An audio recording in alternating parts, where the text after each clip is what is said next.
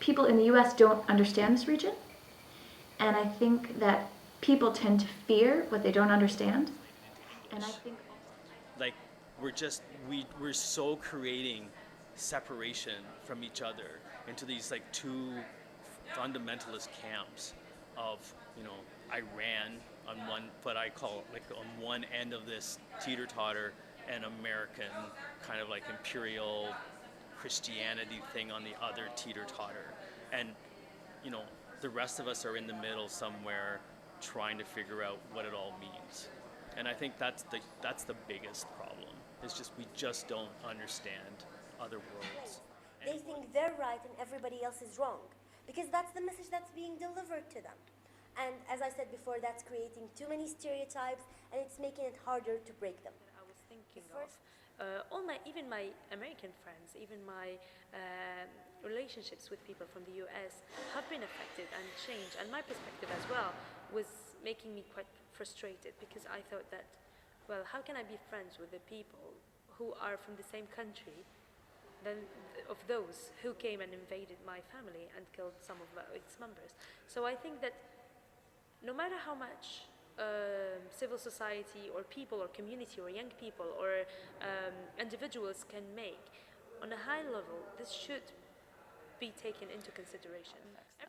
Their experience with the West affects them so much on a much greater scale than our experience with the Middle East, Iraq, Afghanistan, what goes on with Iran. I'm sure that plays a massive role in how a lot of Muslims feel about the West. Those things affect people there on like a very personal level in their daily lives, whereas here, our policies about, you know, our foreign policy doesn't necessarily affect most people on a daily basis. We're a very insular country. There's no issue with the people. Issues are created by politics. And that's the way it is. So unfortunately, again, at a personal level, I don't see any problems. But yes, if you go to a political level, there's tons of problems. There's lots of friction. But the people of Pakistan, they can't do anything about it. In a way, Muslims are trying to sort of grapple with how to sort of come up with a response. I think for the first initial response after 9/11 was like, sorry, that's not who Muslims are, sorry. And I think after a point in time, we realized, why are we apologizing? Because we didn't do it. We're like the 99%. Yes, we are. Moments of crises like this provide also moments of opportunity for bridge building, and, if you will, to create a coalition of the willing in which different communities of different ethnicities, different politics, different religions unite over some shared values. And they realize, you know, quite honestly, in the 21st century in America, the only way forward as a country is by moving forward together. There's no other way to do it. The human brain is wired to put more emphasis on emotion than reason. Humans like to think of themselves as reasonable creatures, but honestly, the human brain, when you're making a decision, it puts more weight on emotion than reason.